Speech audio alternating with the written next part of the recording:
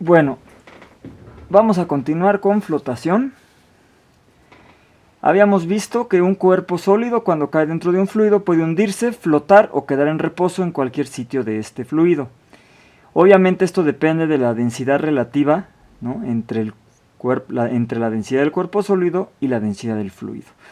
Entonces, si la densidad es menor que la densidad del fluido, el cuerpo es flotante, ¿no?, flota en la superficie. Si la densidad del cuerpo sólido es igual a la densidad del fluido, se llama cuerpo suspendido o neutralmente flotante, porque yo lo puedo, si yo lo empujo para arriba o para abajo, se va a quedar quieto en cualquier posición o a cualquier profundidad del fluido, en el fluido. Y el cuerpo es hundido cuando la densidad es mayor que la densidad del fluido, ¿no? Entonces, bueno, ahora vamos a hablar un poco de la fuerza de flotación en gases, ¿no?, como el aire.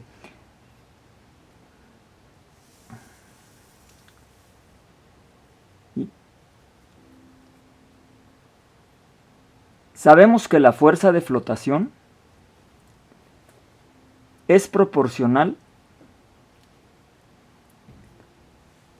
a la densidad del fluido y por lo tanto en muchos casos se puede despreciar, sobre todo en los casos de gases como el aire, pero hay excepciones significativas, como el ascenso de globos de aire caliente o de helio, ¿no? Cuando un globo sube, se llena de aire caliente y sube, es porque la densidad de ese aire caliente es menor que la del aire de afuera. Entonces la fuerza de flotación empuja el globo hacia arriba, ¿no? También si se llena de helio, porque el helio es menos denso que el aire.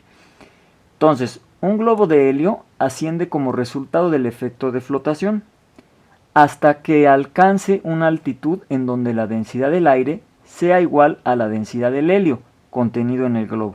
Es decir, si el globo sube a una altura tan grande que ahí el aire atmosférico es igual de denso que el helio. ¿Por qué? Porque el aire, la densidad del aire sí cambia con la altura, ¿no? No es lo mismo a nivel del mar que en el Everest a 8000 metros. O sea, nosotros despreciamos los cambios de densidad con la altura porque en los ejercicios que nosotros resolvemos, pues las alturas no son muy significativas, pero en escalas reales, cuando las alturas son muy grandes, sí hay cambios en la densidad.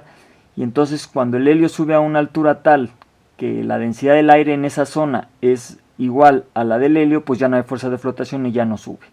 Eso teniendo en cuenta, ¿verdad?, que el globo no se haya roto para entonces.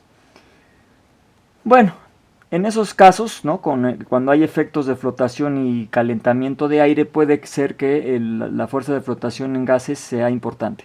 Sin embargo, la fuerza de flotación que ejerce el aire sobre una persona suele despreciarse, como lo muestra el siguiente ejemplo.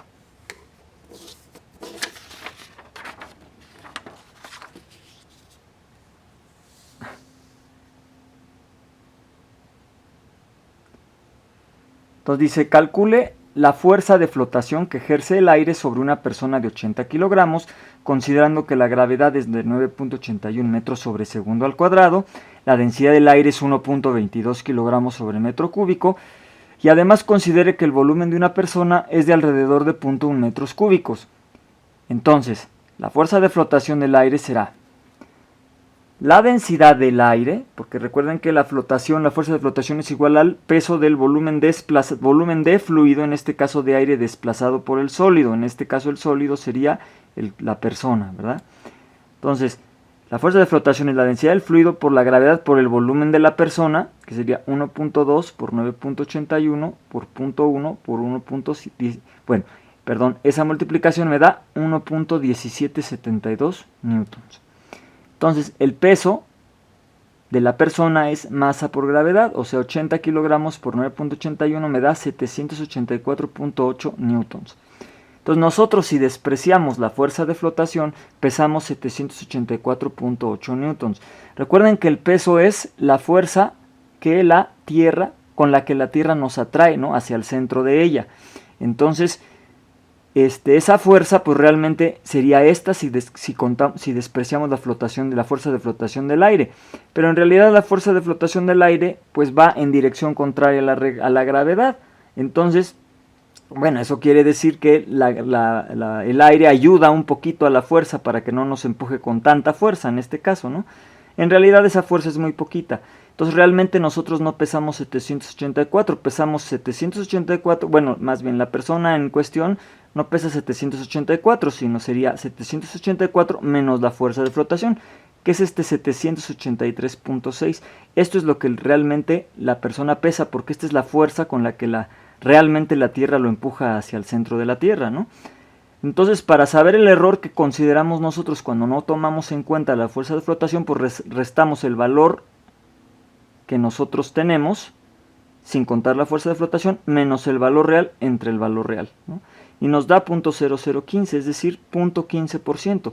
El error que se comete al despreciar la fuerza de flotación es de 0.15%, o sea, no llega ni al 0.5%, ¿no? O sea, no es muy necesario, ¿verdad?